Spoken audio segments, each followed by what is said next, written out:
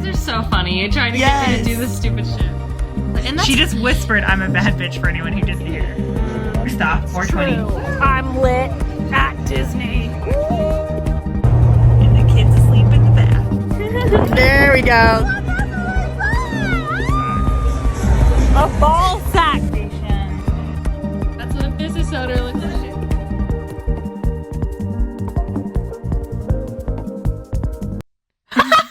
That was the funniest way to start a podcast.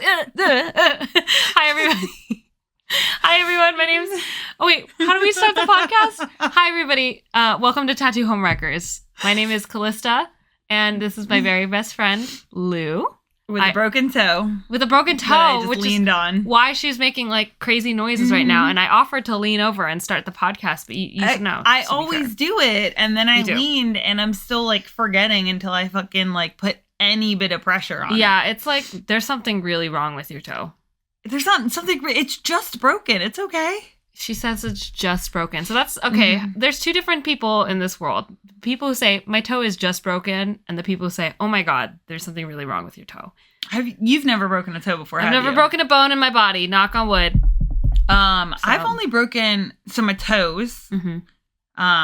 This is the second time I've broken a toe. And then my nose. I got kicked in the face. Youch. That hurts. Yeah. Right? But I don't really consider either one of those like actual broken bones though. That doesn't require a cast. It doesn't require anything. So you think like a cast? Yeah, like an arm, a shoulder, even a rib. Like anything I know that you have to like cast that, but that's like. Well, yeah, anything that you have to actually go to a doctor for. Yeah, that's sure. a broken bone. But like your fucking toe. Okay, you wouldn't go to the doctor for your nose? No. I would. Why? I don't know. I don't think it's the same as toes, right? You'd go to the doctor for a broken nose. I didn't. Okay, well. I was in high school. I got kicked in the face. Fair enough. Anyways, what does your gender feel like today, Lou? My gender feels like a mothball that's been like at the back of a drawer for like years. No longer working. Just back there. Kind of got some like lint, some like random fucking hair on it. And like for some reason a staple, but like how did a staple even get like attached to me? Because I'm at the bottom of your fucking like sock drawer. So like how did a staple get in here?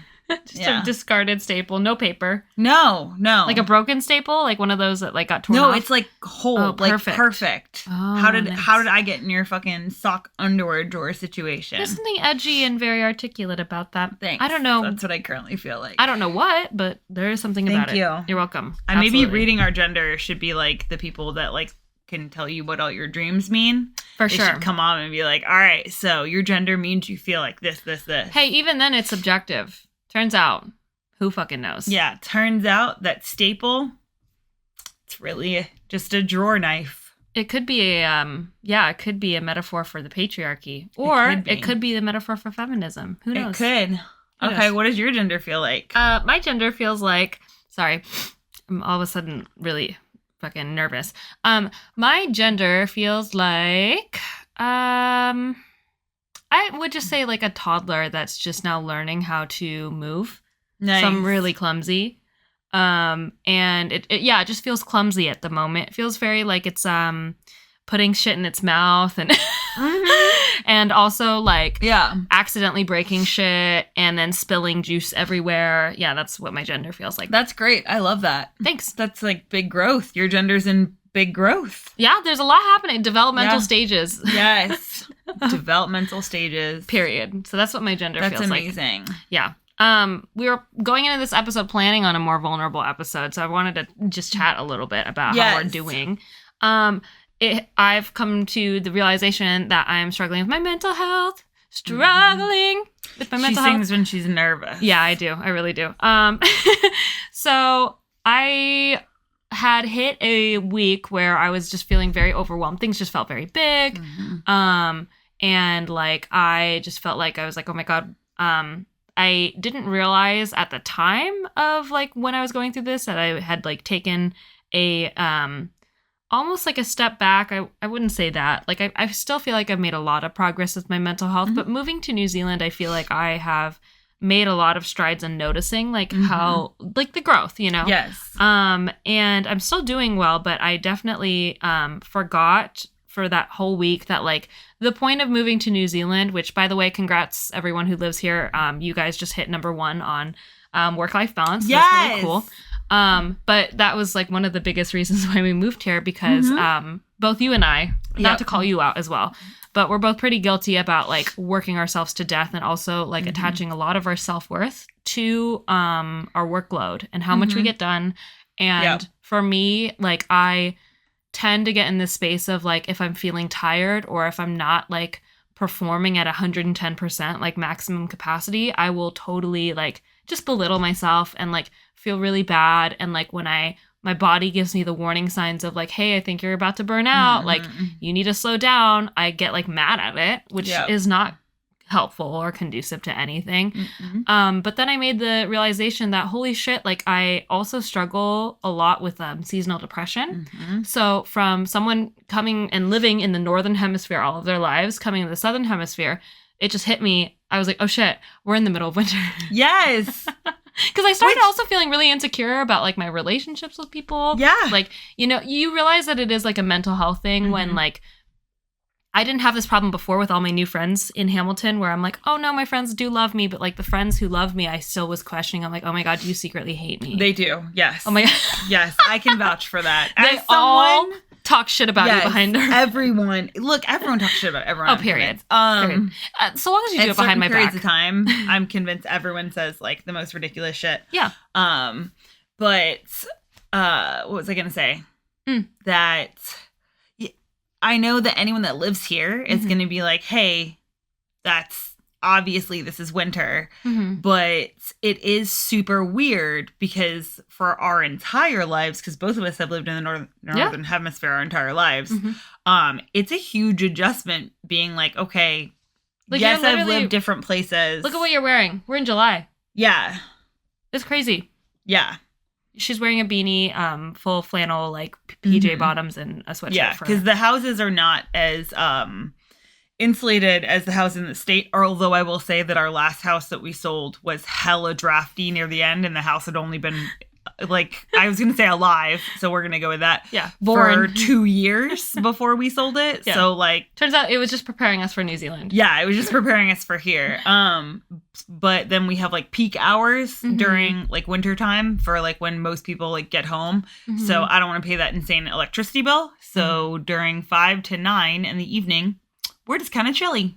Absolutely. And we bundle up. And the nice part is everyone that's here is already used to it. So I'm like learning to let go of that shame. Right. When it comes to like opening the shops in the mornings after like a particularly cold night, it's like super like, yeah, you're like a little bit nervous for our clients, right? Both of them are. We both go in early and then like bum the heat on. We're like, so sorry. Yeah. But like, oh, I thought you were going to talk about that restaurant we just went to. Oh no, I was not about to talk about it. Our breath. Yeah. So we walked to a restaurant before one of our like Auckland road trips. And I say road trip, it's only like an hour and a half away, but it's a little fun road trip. It's a tiny little day trip. And so we went to this restaurant and it was obviously like no AC, no heat, no nothing. Doors wide open. I'm pretty sure the windows are still open. We could literally see our breath indoors in the restaurant. And I was laughing because when we were walking, we were like, oh shit, it's a lot colder than we thought. Let's speed walk and get warmed up. And then when we sat down, it was like, oh no. Yeah, now we're just sitting in this cold of like being able to see our breath. Yeah, and one of our lovely Kiwi friends, which is the person that I'm seeing. Hello. Hey. If you're listening, hi. That was awkward. Sorry. Anyways, he had mentioned like, normally they have like blankets for situations like these. And I was like, what the fuck? Like, what?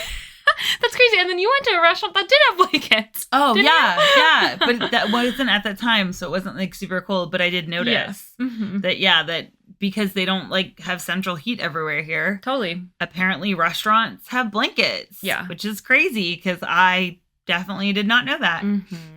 Okay, so back to you. Back to me. Oh, yeah. Being where you're at with like realizing that it's seasonal depression, which can I just say something? I'm so sorry. I said back to you and I just stole it again. No, please take it. Take it away. I said, give me that Tarkin stick. Take it away, bitch. I got a question. I thought that and this might sound really shitty.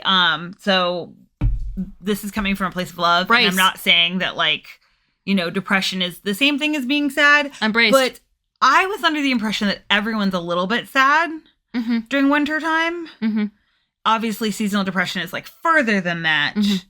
But are people not sad? Are there people? Have you met people that aren't sad? I have always been under the opinion. This is my opinion, people. Okay. I am under the opinion that everybody struggles with mental health. It just depends on how fucking honest you are about it. Okay. So I do think there is some validity in it. I do think that people are sad, but I don't think that a lot of people would like necessarily diagnose it as SAD. Yes. Yeah. Or and diagnose it as depression. Yeah. And that's what I'm saying. Yeah. I thought everyone's a little bit sad. And then the people that have like seasonal depression are like depressed. Yeah. Which is not the same as But just then, being a little bit more sad.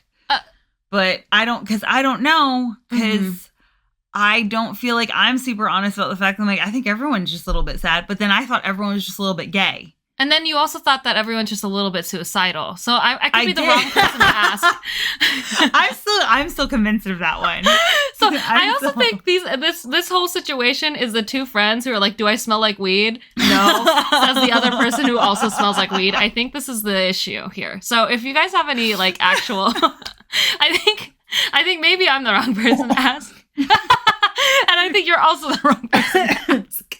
So I'm asking a genuine question. Maybe someone out there. Yes. But I thought you might have known. No, this just might be. So we're both in the concurrence of everyone's a little bit sad. Yes, we're in the same thought process. But it varies on like the levels of like where you're at. Okay. Totally. Yeah, because you definitely have seasonal depression. For sure. And yeah, you've seen it before. Yeah. We've lived together for how many years now? For a while. And you know that it gets like bad. Oh, yeah. But even then, like it's so refreshing being in New Zealand because again, like moving here, you and I both have noticed that even within me, like I have made such strides in the way that I talk to myself. Yes. Because I'm separated from the environment, which was very conducive to me having a really bad like mental dialogue. Yes, right? Absolutely. And then here even it was so like sneaky because I wouldn't even say it's nearly as bad as it would be in the States. Because like Reno is fucking freezing and it's snowing and like you can't drive anywhere and like it's just like none of my outfits are cute because they're winter outfits. It's shit like that. But here it's so mild that like I can still, I don't know, like wear a skirt out if I wanted to. Yeah. You know? Yeah. So that part's it's like nice. a little bit of bundle. There are like days when it gets cold. And then there's like sunshiny, pretty days where you're like, oh yeah, I just need a light sweater. Yeah. So yeah. That How are makes you sense. doing? Well, no, I wanted to expand on that. Let's because expand. like I really wanted to just sit with like, yeah, your like inner dialogue has gotten so much better. Thank you. And I think that's one of those things that like is the beauty of moving is that yes, part of it like sucks because it's hard and you miss Target and you miss Lee's. Brother. And you miss like Cheesecake Factory. And not the Cheesecake Factory that you guys have.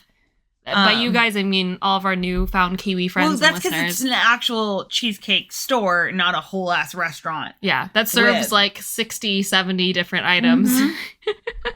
But I think it's really good because that is that like beauty that like you took the best part of moving where it's like, hey, yes, I've picked up a load of stuff, but I've also left a load of stuff in the past. Totally. And people can very easily like still just bring that same stuff over. Yeah. And not necessarily even like be aware of the stuff they're bringing over, but also just be aware of like how much you're taking that old culture and trying to apply it onto like a new culture. Yes, 100%. I had to like, I got some truth tea spilled on me. And that was the whole like, don't forget the whole reason why you moved here. Like, you know, I know that like you want to be productive, but like do not forget that like you are still like a human being. And that's something that I've also been really battling. And I think that should probably for me now, I'm going to bookmark this and remember this forever. The second I start being like, I just wish I was a robot, I do need to do like a full mental health scan to be like, okay, girl. Because like, if you wish you were a robot, like, let's like really talk about like, where are you at emotionally? Yeah. How are you feeling? You're feeling insecure. Interesting.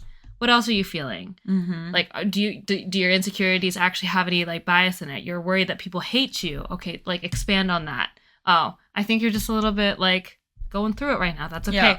Oh yeah, it's winter in July. Oh shit, that could So also weird. probably be it. Yeah. Yeah. And it's, again, it's going over like a lifetime of like, what is that called? Routine. Yep. That lifetime of routine of like July is when we would want to go to Tahoe, but Yeah. like it's too smoky outside to do anything. Exactly. Like the last couple years sucked because it was so bad. Yeah. But you still associated that time of year, like you'd With, be like, tank looking tops. forward to it. Yes, and you're associating it with like being sweaty and like Yes. having to like wear tank tops, having to wear shorts, your Mhm. thighs shaving. That's how I Yes. associate it, at least.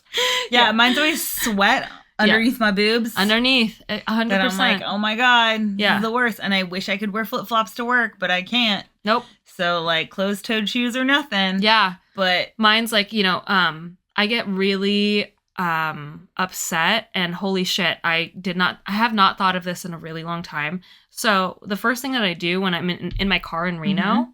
is during those hot summer days is blast the AC and take all the windows down. Like I have to, before I do literally anything, before I even set up music, it's roll the windows down, blast your AC, because like I cannot handle a hot car.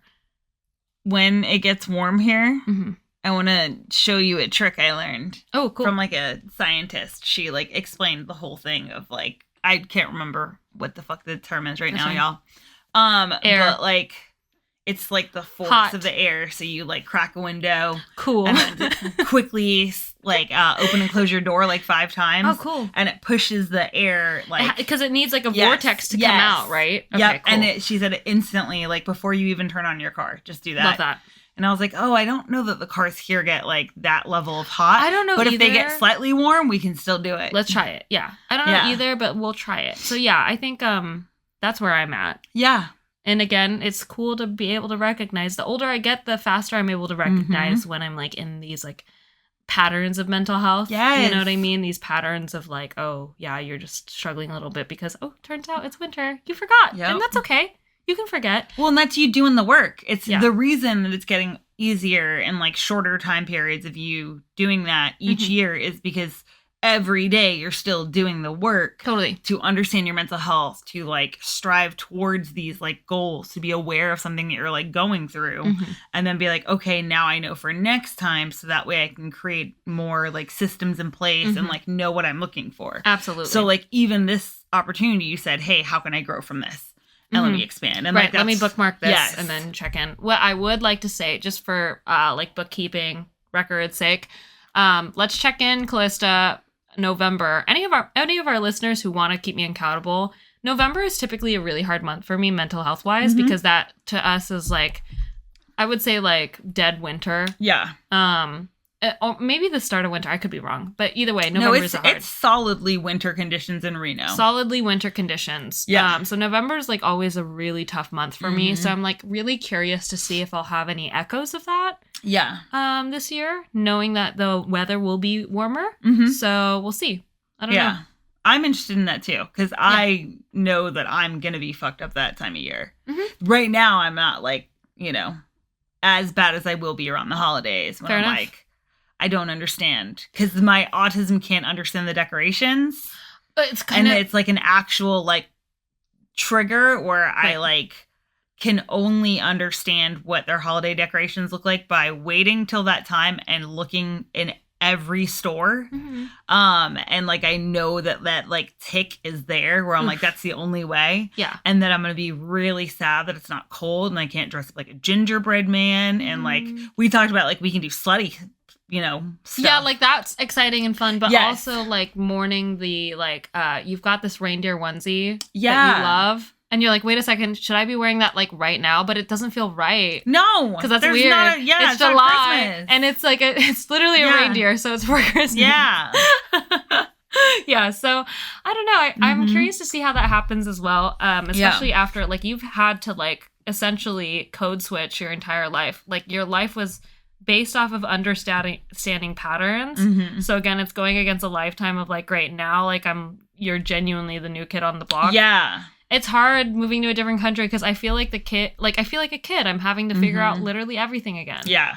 So yeah, And then like being autistic, like adds to that. yeah, because you have to like know why everything is happening and why people are doing the things they're doing. Yeah. Why are people and then it's reacting really that way? hard because you like blurt, because like I notice like I tend to blurt out more right now when I'm not understanding, and then people are like, oh, and you're like, oh, that's a big problem here. So it's like learning all of that and then trying to find resources. Yeah because the social cues are different here. They are, and I'm blissfully unaware of them, and I'm going to try my best to stay that way, because you know what, I'm still an American girly. So long as I'm not being overtly rude, that's my goal. I just don't want to be overtly rude. And I think you're, like, you also just naturally pick up on a lot of that stuff. Fair enough. And, like, that's partly why I have to, like, be quiet a lot of places right now. Because I have to, like, watch to try to learn. And this is something that if you're, like, you have to, like, study everything.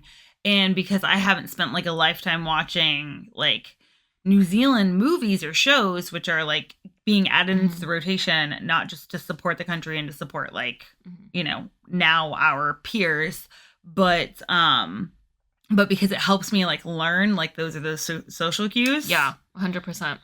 So, which now that I think about it, makes sense why a lot of, like, my, like, autistic, like, friends and, like, clients also like dramas, because that indeed teaches us the social interactions between human beings. There we go. And it also explains it, right? Like, we're like, oh, this starts to make sense. Yeah. Yeah, totally. And you watch the same things, you're like, okay, so in that situation, this happens because X, Y, Z. And now everything's, like, just slightly different. Absolutely. So you're like, I need to see how people interact, because I don't know how they do it here. 100%. And for me, too, like, to do a complete 180 really fast, since we're still on the topic of mental health, I just wanted to share this with our listeners, obviously. I've been really struggling with, like, eating salads right now and eating vegetables, right? It's like we're also at that time of year where now it's like salads are really hard for me to eat because they're cold. Yep. So how do I get, like, a warm vegetable in me kind of thing? So tips and tricks, right? And a lot of the time during winter, what I tend to lean back on is, like, I just, like, won't eat, and then I'll just have, like, potato chips for dinner, or, like, I just will, like, I don't know, whatever, anything out of convenience at that point, right? And that's not in line with my values. It's not in line with my goals for me. Like, I always want to make sure that, like, I'm feeding myself well, because it's important to me. And I've started to apply this rule, especially when your mental health is really rough, like, because I feel like when your mental health is rough, it's really hard to justify taking care of yourself. Yeah. Because, again, that, like, absolutely kind of dialogue that goes through your brain, you're kind of just like, I don't know if it's the same for you guys or for you, but I'll speak for me. When my mental health is feeling really rough, it's hard for me to advocate for myself, and it's hard for me to, quote unquote, justify taking time to take care of myself and cook a good meal. And so what I've been trying to tell myself is, if it were 5-year-old Callie and I found out that I dropped her off for the night, right? And she came back, and I found out all she ate for dinner was Lay's chips and Skittles, I would be really fucking mad at that person. Yes. So therefore, like, even though I can't justify, like, making that meal for adult Callie right now, I could absolutely justify it for 5-year-old Callie. I'm not going to do that to her. I'm going to make sure that she actually gets good food in her body. Yes. Especially, again, when it's just hard advocating for yourself in these spaces. So it's interesting that you said, because, like, I can't even, like, hear to advocate. It's just, like, that thought of, like, hey, you should do these things. Like, the thought of working out just isn't there whatsoever. Totally. But when I'm in a good space, it's because when I'm in a good space, I write lots of lists. So the list, like, is that thought. That makes sense. Okay, so, like, how you can, like, advocate for it, because then once it's there, I can be like, well, I'm supposed to do it. There you go. That's yeah. So that's, like, that's your, like, it's hack, like an external thing. Right. It's like being able to write the list, because then it's like, okay, great. Now you're holding yourself accountable. Now it's like, it's almost your form of advocating. But I love that, like, phrasing of, like, okay, but how would I feel? Because, like, that, like, is such an all-encompassing thing, because then you can apply it towards, like, okay, well, would I be happy if, like, little baby Lou got dropped off somewhere and she did not go outside all day? Oh my God. She spent all day inside? Yeah. And then she spent all day working, i.e., like, for her, that would be, like, working on schoolwork all day. Yeah. Since you woke up at 5 until you sat down to do this podcast at 8, like, oof. okay, I would have been really upset that someone like let her do that. Yeah, like no one like you didn't. And even nobody break was to like, play. hey, you need to throw play in there. So Yeah. like, I think that's such like a beautiful thing because you can apply it to all of that. Right. Where It it's hits. like I how feel you like live it your hits a lot life. of bases, right? Where, Well, yeah, again, because it's still the like, okay, if you took it away from a day and turned it into a week, like over the course of a week, like I'll let her stay up like 1 or 2 nights a week. Well, she's little, so like 1 night a week. You know, you get one. Girl. Yeah, you get 1 night a week. Okay. Yeah.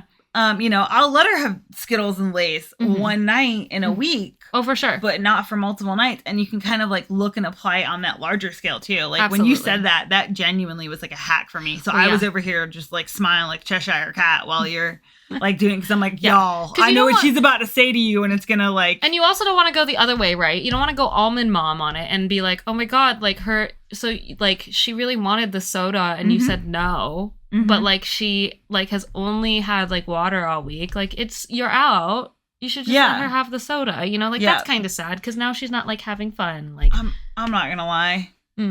I have reached an age in which I can't almond mom. You see that with Guinness. Fair enough. She's just becoming a tyrant now, like, but in the funniest way possible. She now yells at Caboose to get her food. She does deserve it too. Yeah, and she bullies her way into cuddling with people. It's so funny. And we just let her do it. And the more unhinged, weird shit she does, the funnier. Like, she's not reactive to other dogs, and she's like really good on walks.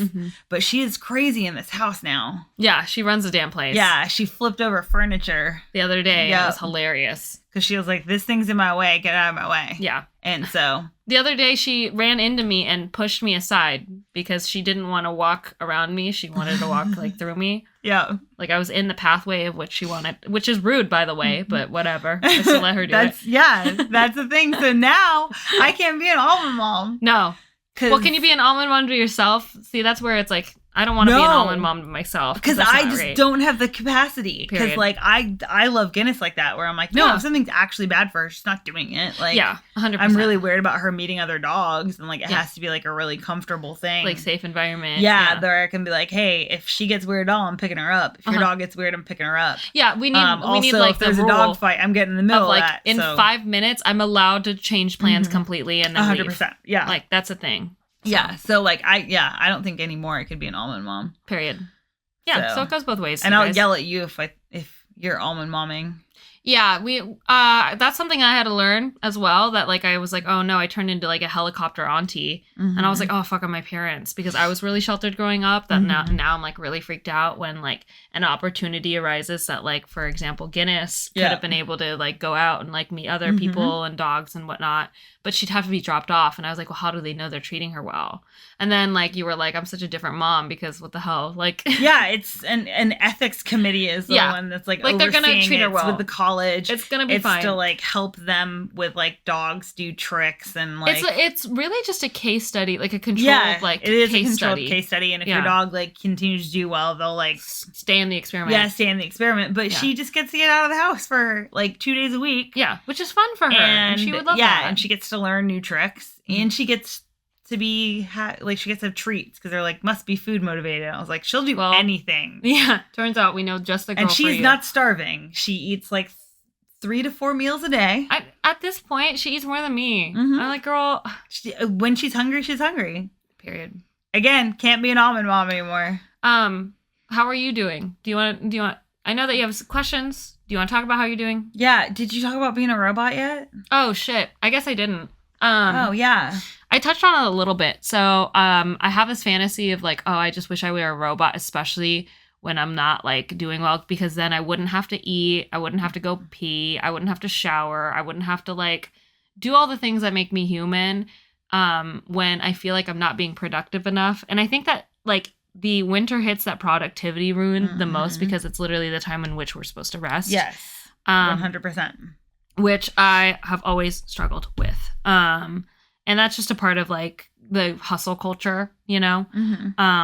And yeah, I just like always will voice that like, oh, I wish I were a robot. I wish I were a robot. Because then I like wouldn't have to cook myself good meals. I would just stay the way that I am. And like, I wouldn't have to feel tired. I wouldn't have to go to sleep. I could just like stay up all night and like work. Right. Yeah. Which is like a really sad existence. But if you think about it, that also takes like all of your favorite things away from you. Yeah, totally. You love sleeping. I love sleeping. I love eating. You love eating. You love cooking. I love it takes cooking. the like joy of you like being able to cook away from you if you were to become a robot. All the stuff that you love doing. Yeah, it would be and fun. I know you also love work. I do. But like then you're only having one of your loves and not sharing it across all of them. Yeah, exactly. And these are your kids. Yeah. So they all need to eat. Yeah, I agree. Oh my God, that's a good way to put it. Like all these facets of like me are also like kids, you know? Yeah. Like, you have to take care of them. Yeah. And like it's not fair. The work one's just getting gluttonous. Yeah, and kind of a bitch. Yeah. Kind of entitled to my time for some reason. What the fuck? So then it's like, well, no, because even work's like, hey, dude, I don't want to do this anymore. Stop. I wanted to touch on something really fast before you continue. Yeah, totally. So this is just like a thought. I'm not trying to tell her how to think. Also, I'm not avoiding my feelings. I'm just very interested in this topic. Period.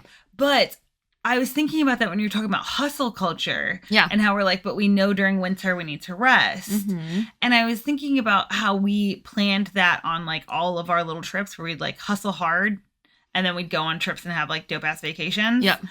And looking that over the course of the year. So like when you have more energy, you tattoo more and you bank some of that money. And then intentionally going into winter, knowing that you're only going to tattoo 2 days a week and you're going to have 2 days of like just relaxing, doing nothing to do with work. Then you can tattoo for like 1 day and then your next day is, and like your next couple days are just you doing like the at home social media stuff that you want to do. Yeah. Need to do. Yeah. But like actually factoring in like, hey, I know that during winter I'm not going to work as well. So intentionally planning to like slow down during winter and being like, hey, but during summer I hustle. You're so right. Because you hustle when you want to hustle. Like we've always done that. No, period. And you're so right. And like how many years have we been talking about how like desperately we wanted to like, okay, like let's keep reminding ourselves we need to slow down during winter. We have to keep reminding ourselves like we have to leave a lot earlier at work. Yeah. We can't be scheduling the same amount of workload with people. And that was really tricky for us in the States because we were booked out like 3 months in advance. So like having to account for like, hey, this is like danger month. Yeah. Like, you know that like you will hit November, burnout. I'm going to fucking crash. Like Yeah. it was always November. Always November, like you're gonna crash. Like you just really need to like be really conscientious about that. So yeah, that's a really good point. I didn't even think about it like that. It's great. Yeah. Because again, like during summer, like when you said that, I remembered like that feeling of the spark that I had. You know what I mean? Yes. Where it's like you and I like get that spark and then all of a sudden it's like, God damn, like we are just unstoppable. Yeah. Like unstoppable creatures Yep. just fucking going at it and we're like loving it too. Yeah, because you ride that high. So you're like, okay, Yeah. so I'm tattooing 6 days this week, but then on Saturday, I'm going to go to Tahoe and Yeah. we're going to get up at 7. We're going to be there all day. Period. And then I'll like make sure I take off Sunday too. So, and then I'll tattoo for 6 more days and Yeah. I'll take off 2 days. And I'll love it and it'll be awesome. Yeah. And like, yeah. And then I'll tattoo for 10 days, but I'll take off like a week. That was crazy. And you have all that energy. And that's the thing is that during that time of year, we can do that. So then that time of year, we plan to be like, hey, work when you want to work. Yeah. Like, let's schedule, because that's what we did the last year. Like, each year, you're right. We're like learning and getting better about it as like tattoo artists and as people to be like, but we know that more people want tattoos then. And also, we like will take any of the extra pieces that we're usually turning down because we're so far booked out or because it's just not our like what we want to necessarily Totally do with our artwork on that day. But it is the like, you know, ebb and flow of it, which is what actual like hustling is because it's about keeping that longevity. Yeah, 100%. And like letting yourself, when you want to work 6 days a week, letting yourself work 6 days a week without guilt because it's what you want to do. Yeah, 100%. Instead of forcing it the other way around. I think that's like, that is like the double-edged sword about like loving our job so much is like knowing when like, hey, you know that you love this, but like you also need to know when like it becomes tiring. Yeah. Because I also still have that like, I don't know if you still have this, but I have this like shame gremlin around like, I fucking love my job. And the second I'm like, but I'm so tired, I feel so guilty. Mm-hmm. And I'm like, dang, why? You're allowed to be tired. Because again, like 50% of a dream job, and I've always said this, is a job. But I think it's, I mean, I agree with you 100%. Like that is also how I feel, where it's like you get done and you're just like, okay, now I'm exhausted, and you feel bad because you're like, well, but like this is everything I ever wanted. Yes. And like for me, I'm like, and I don't want to tell people that I'm tired because then they're like, oh, well, my tattoo's not going to come out as good. And you're like, no, dude, I always have enough battery, and if I don't have enough battery to like tattoo, then I'll cancel that appointment. Period. But that happens once or twice a year. It's also like, here's the thing, it's that is like 100% up to me, and like people need to trust your artist when like they go through that, because this might be concerning to some of you, but I swear to God, some of my best fucking tattoos have happened when I was at my worst. And some of my best tattoos have happened when I'm at my best. Yep. But either way, our baseline of like tattooing, we're always coming out with good tattoos. Period. Thank you. And that's just on skill. But it is that fear. Dedication. People have reacted well, they have that like, I agree. They have that like emotional like idea of like, oh no, like you need to be at tip top shape. And that's not it, because A, tattoo artists are humans too. Yeah. And B, again, I don't think enough people know this, but when I start tattooing, that adrenaline rush of changing someone completely mutes everything else that's going on in my life. Yep. I cannot hear anything else that's going on in my life, like emotionally. Like I could be going through the worst break of my life. The second that fucking needle hits the skin, silence. You're done, dude. I feel fine. Yep. You know, and that's like that joy. So that's how you know, like if I do cancel because of a mental health reason, then like that's how you know I've hit my limit. But you need to trust me with that.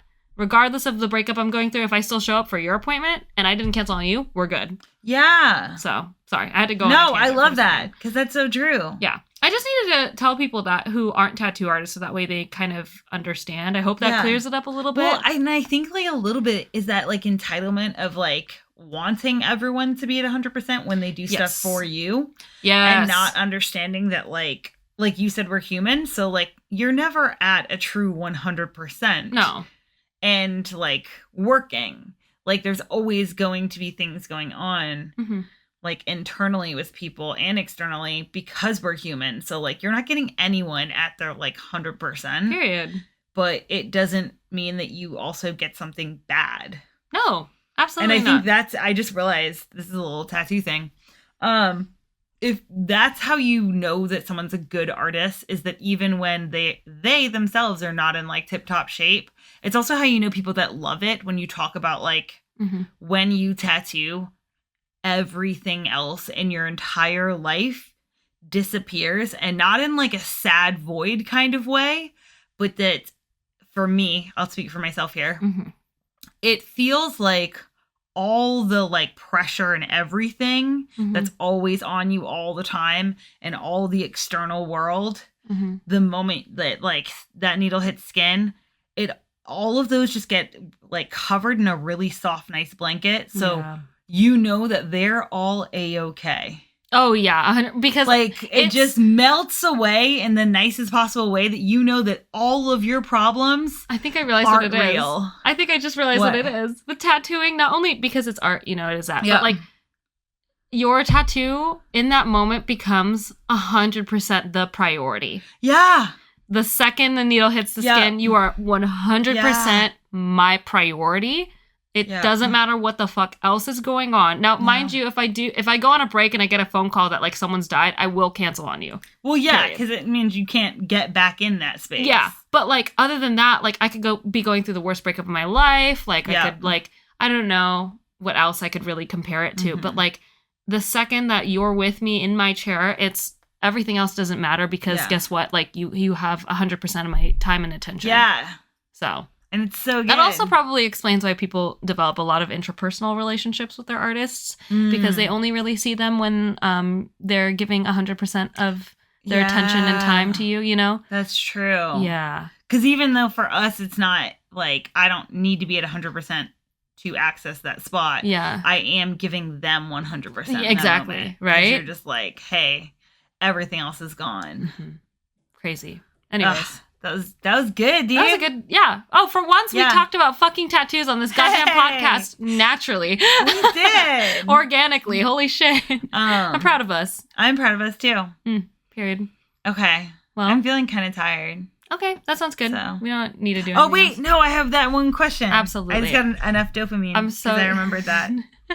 I was like, I'm sleepy now. Oh, no. You Fuck said, off. I'm Where'd tired. you go? I was tired. And then I remembered. Okay. Mhm. Imagine you walk into a room filled with everyone you've ever met. Mhm. Who do you look at first? Everyone I've ever met, I'm going to look for my cousin Reese. Nice. Yeah, I know. It's really sad, but like I would look for her because God, what I would give just to see her face one more time. Yeah. You know, and just it's the knowing that like I will never see her ever again. She died, by the way. I don't know if that was explicit or not. But yeah, just knowing that I'm never gonna see her again, I would look for her. Yeah. How about yourself? Well, mine's just as gay.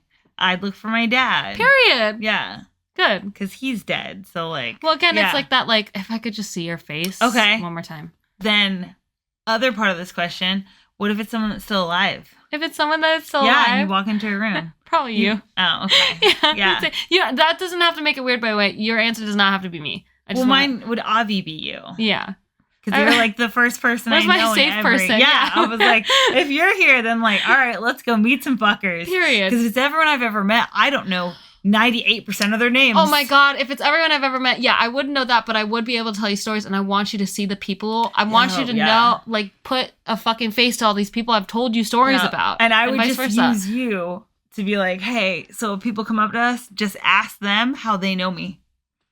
Make it about them. Make them tell you, because I have no idea. Oh my God. Because I wouldn't remember. Because Period. I would be like, did I tattoo you? And they'd be like, no, you got drunk with me Mm. at a bar, and then you drove me to the abortion clinic. And then I'm like, oh, my that's where our bad. story I thought I ends. tattooed you. Yeah, and that was it. And that was the whole thing. I took you home, and you were fine. I called you, checked on you, you were good to go. And Mm-hmm. after those couple days, literally never saw you again. Period. I hope you're living your best life, and I hope you're so happy, and Oh I my hope gosh. you never regret that decision. yeah.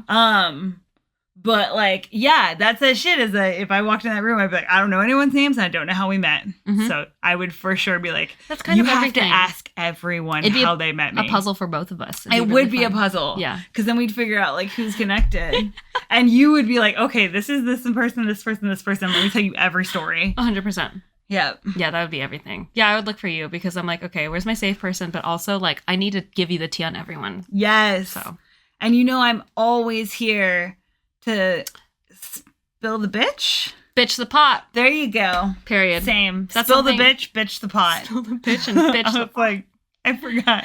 Spill the tea. There you go. Spill the bitch. Period. Okay, wait, now I'm excited. Okay, great. Wait, let's continue. Okay. Let me hear it. What aspects of yourself do you hide from others? Oh And how would your life change if you stopped hiding? God. The aspect of myself that I hide from other people, probably, this is gonna sound really weird, but I would say, being confident in myself. Mm. And what was the second part of the question? And how would your life change if you stopped hiding it? God, my life would be exponentially, like, I wouldn't say like better, but like, I think that I feel like I would have a lot more opportunities if I just presented myself the way that I see myself in the future, if that makes sense. Like, for example, so what's stopping you from that? No, for example, you do your thing first. no, totally fine. For example, like, I see myself in the future, I see myself like being on television, and I see myself like being like extroverted and like just like charismatic. Mm-hmm. But there's like this huge weight in me that I'm like, well, I'm like always inconveniencing people by being that version of myself, which is so, I don't know. So my life would change because I would stop being shackled by the thing that is keeping me in the cage. I would stop. I have the key around my neck. That's what I'm trying to say. I'm in a cage that I put myself in, and I have the key around my neck. And yeah, I refuse to get out. So. Can you see the key? No. Okay. Can you feel the key? I feel like the key would just be like, yeah, letting go of control. Oh, it's a control thing. I There just now you realized. go. It's a control thing. Because if I am inconveniencing people, then who cares? They'll just leave. You're an adult. You can leave the situation. Yes. You don't have to talk to me. Wow. Gross. Look at you. You asked me the Good question. job. Thank you for asking me such a good question. Dope. I didn't write it, but I went on that journey with you. Period. We Hell both were on that journey. How about yourself? Fuck, dude. What aspect of yourself do you hide from others? Yeah, what aspect of yourself do you hide from others? I don't do. I'm fucking everything. I don't know. This is hard. This By is everything, what do you mean? Because my brain's like over functioning with the question. So it's fair like, enough. Are you talking about like everyone I ever meet? Like, or yeah, it's kind of hard because it's like, are you talking about like your circle of people right now? Okay. We'll just say circle people right now. You not included, because I feel like you're easy, like you know all stuff. It would probably be like, I don't know. I feel like it's not actually a secret that I'm like caring and nice and shit. But I don't like that being out there. It's so interesting. Why don't you like it? Are you worried that people are going to take advantage of it? Or like, what do you... No, it's just that people don't talk to you as much. So you don't get like overwhelmed by people talking to you as much. Oh. It's like the hypocrisy of me wanting like the same amount of like likes that you get on social media. But I am not as pleasant because I don't want that many people in my circle. Yeah, you're also like, it gets overwhelming. It gets overwhelming, and Yeah. B, like it's hard. It's masking is like awful, right? Like you don't want to mask around people. That's also part of the reason why we moved is just to be unmasked. I don't know if that's hard. Maybe I'm just projecting that, but no, it's just like it's also just more comfortable. Yeah. Because like that's kind of without the mask. So you can like, I don't know, essentially like sound edgier. And it's like a form of like surviving the like autism not understanding. That makes sense. So when you're just standing in a corner and people are like, oh, that person's a fucking dick. They think they're too good to talk to anyone. You're like, is it that? Or are they just like, okay, this is a lot. These people have names. That person is holding hands with that person. There's a connection. Are they siblings? They don't look similar. Are they friends? And like you have to do that for all of it to try to like figure it out. So that way you've got some sort of game plan when these people talk to you, like you just normal. Oh man. You're like, I know who you're talking about. And it takes like so much. So if you just don't like mask, then people think you're a bitch. Right. Because they're like, oh my God, they're so rude. They just don't talk to people. And you're like, oh yeah, dude, shouldn't give a shit. And you're like, dope, you can get some like space. What? You're like, great, I get more space from you. Yes. Not in like a mean way, but in like, yeah, it's like a lot. That makes sense. No, that makes sense. So, but I in my brain, I'm like, hey, you got to keep this. Because then the people that know. Yeah, do you think that maybe it's like just a little extra cushion away from like your circle becoming bigger? If that makes sense. Because when you add more people to the mix, there's a lot more energy. Oh, yeah. So there's a lot. So there's a little bit of a cushion, a little bit of a barrier. Yeah. Like, I don't know what that is in like germ world. You know how the it's cells like have like... it's the like membrane around the cell. membrane, yeah. It's my little that's friendship membrane. It's so weird. I know. I don't know why I thought of that. I love that. Yeah, your membrane is just kind of keeping people like, okay, so maybe don't. Yeah. Because then the second you think I'm nice, that membrane doesn't exist anymore. I think that membrane in the least shittiest, this comes from a loving way, loving place. I think that membrane exists whether or not people know you're nice or think you're nice. Because people have this like preconception of everyone that they meet. And throughout the board, everyone has had a preconception that you are like the pit bull friend. I am the pit bull friend.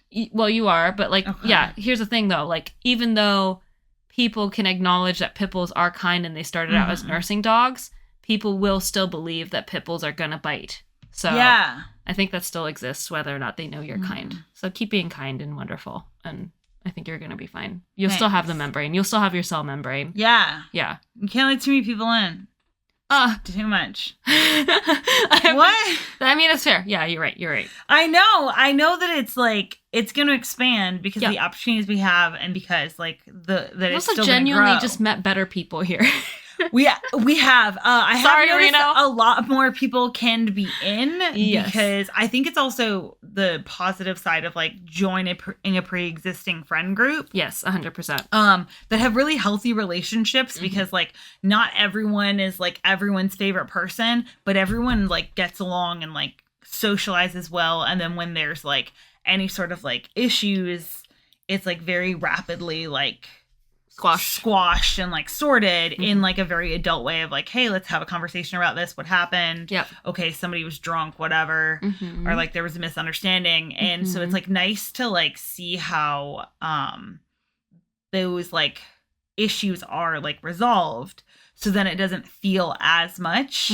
But again, people like you said, they're still gonna think I'm a bitch, because I'm gonna just sit there and like tiz them out, and they take that as being rude. They'll take it as being rude, or despite like what you have said or done in the past, or despite people vouching for you. That's a big thing. It's kind of the same thing as like people, no matter what, will think that like I'm like the easy one. Yeah. Regardless of like the horrible shit I could say to them. Which like, you know, I'm a person too. And it's hard to admit that I've said horrible shit to people, but I've literally told someone to use their critical thinking skills after they asked me a dumb question because I had enough. And even then, she still is like treating me like I'm her favorite person. Yes. Because it's like, no, but like it's Callie. She didn't mean it that way. I'm like, no, I was irritated at you. Actually. Yeah, and that is a bitchy thing to say to someone. You shouldn't like me. But you're allowed to have feelings, and you're also allowed to be held accountable. I'm allowed to be held for a reaction like that. So when people don't hold me accountable, I'm like, and they still treat me like, oh, it's totally fine. I'm like, no, that's the, I don't know, Pomeranian thing. Well, they're robbing you of like that part of your like life of like, hey, these emotions are normal. Yeah. Like people not liking what you said to them is normal. 100%. Whereas like, I think that's part of that like pretty privilege that you specifically have because of your like ethnicity. Yep. Is that people then just have that assumption of you can't say anything shitty. Yeah. So then you don't have even when that I like, say hey, shitty. yeah. Which now that I think about it is probably actually where we became good friends. Is because but I was say like, shitty things to you, you're like, ow, that hurts. I'm like, I don't say like that. But in the beginning, that was really hard for you. Period. Yeah. 100%. But then you also like you could like feel where you're like, youch. Okay, I want to keep doing that. So it was like, it hurt, but you were like, no, I want to learn how to do this. Because again, no one did that to you. Yeah, we got to lean into it. And it's the same thing. Like people are robbing you for your experience, but also at the same time, it's kind of, you're like, well, if they want to rob us from it, I think both you and I are at the same like place, just two sides of the different coin. Like if you don't want to think I'm kind, I'm glad. I'm good with that. And same thing with me. I'm like, if you don't want to see me as a fully fledged like person who can be shitty, I'm good with that. Now I know where you stand. You stand outside the membrane. Yeah. You're not in the membrane. You're out of it. And that's fine. Yeah. That's fine. I think it's just hard because people get so like attached to somebody being like their friend. Like everyone has to use like the same titles. Period. Because people get mad when I'll be like, this is my best friend. And they're like, and I'm like, what? She is. Like, fight me. Yeah. Like, I'm sorry. There are rings, but people get upset when they're like, well, where am I? And I'm like, well, I hope I'm not more than an acquaintance to you because that's going to be like embarrassing. If you think I'm your best friend and I think your name might be George or something. Yeah. Like, I literally don't know, like... Instead, it was, like, something completely else. I don't know when your birthday is. I don't know what kind of music you listen to. I don't know what birthday cake you like. I don't know what colors you want your balloons or your decorations. I don't know what the theme of your birthday party is. Yeah. And if I don't know that, if I don't know the theme of your birthday party, and, like, we are not already talking about, like, the holidays together or, like, your birthday next year and, like, what I'm going to do for it, like, unfortunately, like, you are not in that tiny bubble. Period. And, like, I would hate for it to be like, hey, but they're like, you're my bestie. And I'm like, I don't know that. That's awkward. Yeah. Yeah. Uh-oh. Yeah. I'm like, no. But that's why I like titles. I like, this is my best friends or these are my closest friends. Totally. So then you know, like, where to place people. And then you also know, like, how much you, like, not necessarily have to interact, but, like, how often you could potentially see them. Period. So you can, like, mentally be prepared for, like, more energy again. Yeah, 100%. Dude, being autistic's hard. I'm like hearing myself talk and I'm like, damn, dog. That shit sucks. Yeah, and the world is not made for you. And that sucks. No. It's okay. But I'm made for this world. Period. Period. I don't know what that was. I love it. Okay. I love it.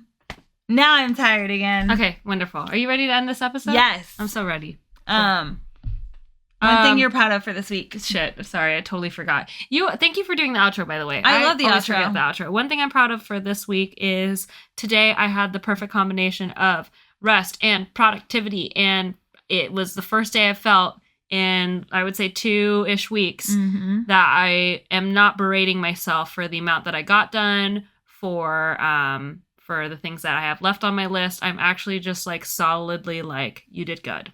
Good Hell job, yeah. kid. So yeah, that's what I'm proud of this week. How about yourself? That's awesome. I started on new projects because we are going to Palmy Drag Fest in October. Whoop, and whoop. so I started like working on new products for us to have like available for clients. So exciting. Oh my god. Yeah. So we'll have like clacker fans and the By the way, again, I knew that like we were moving to New Zealand to have a better life. Did not realize how good it was going to be. Man, I'm so mad about it, honestly, because if Someone. maybe we should have gone to the damn fortune teller so she could tell me that we were going to do our life with queens and be fabulous because you have like a reason to dress up and shit. Don't get rid of your stripper heels. Don't get rid of your stripper heels. Yes. Keep all of your clothes. Keep all of them. You'll figure it out. You'll put them in boxes. You'll figure out where they need to go. The way I got rid of like so many clothes. Yeah. I made a trip to the fucking donation like people too many times. Yep. And I'm so sad about it. So I'm right there with you, sister. I think about that all the time. Yeah. That's like my biggest like regret is I'll be laying in bed being like, why did you donate those shoes? Yeah. Oh my God. I'm laying in bed you being finally like, have friends that are taller than you, that you're allowed to like be taller than. Yeah. That you can wear like these heels out and all your friends are wearing them. You just look normal. and it's fine. Yeah. I lay in bed thinking like you should have allotted at least a $500 budget to just go to Victoria's Secret and queen out. Oh yeah. Yep. God. Anyways, one thing you're proud of today. One thing I'm proud of today. Fuck. I forgot what I did today. I took a shower, dude. What? No, when you are neurospicy, any of our neurotypical, which by the way, if you're neurotypical here, hi, thanks for being a good ally. Thank you. Because I don't know how you managed to listen to us. But anyways, Oh my hi. God, I have no idea. I have no clue either. Here's the thing. I hate to break it to you guys. If you're listening to this podcast and it's like, we're 57 minutes and 5 seconds in right now. If you're listening to this, the chances of you being neurospicy, very high. Especially if you listen to this all in one go, or it took you like 6 times to listen to more than the first like minute. 100%. Yeah. You're probably neurospicy. Then you're neurospicy. I think showering is really hard. Takes a lot of spoons out of me. I hate showering. Yeah. I usually like don't mind it too much, but again, I'll like just forget. And then I'm like, wait, did I shower? And like, especially this time of year when I'm wearing pants all the time, Unabashedly, I'm not like checking my legs every day. Hate showering. And it doesn't help that like I've got glorious Asian jeans. And I just like don't like really, my BO doesn't really stink. Yeah. I know, but I should. Whatever. You shower when you need to. Period. I understand the not liking it. I hate going pee, so I'll just hold it forever. I'm a cat. I just don't want to do it. I just like.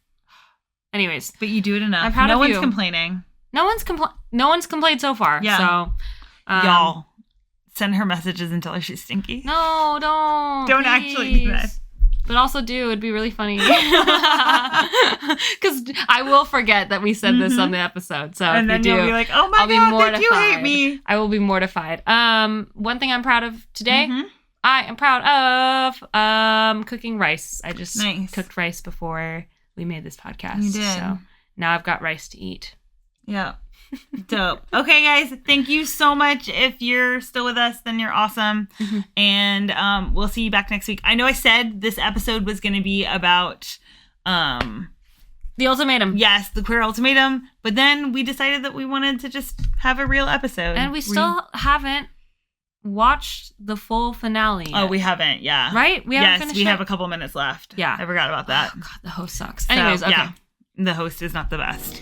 Bye. So, but on that note, we will see you back next week. Bye. Love you bunches. See you guys later.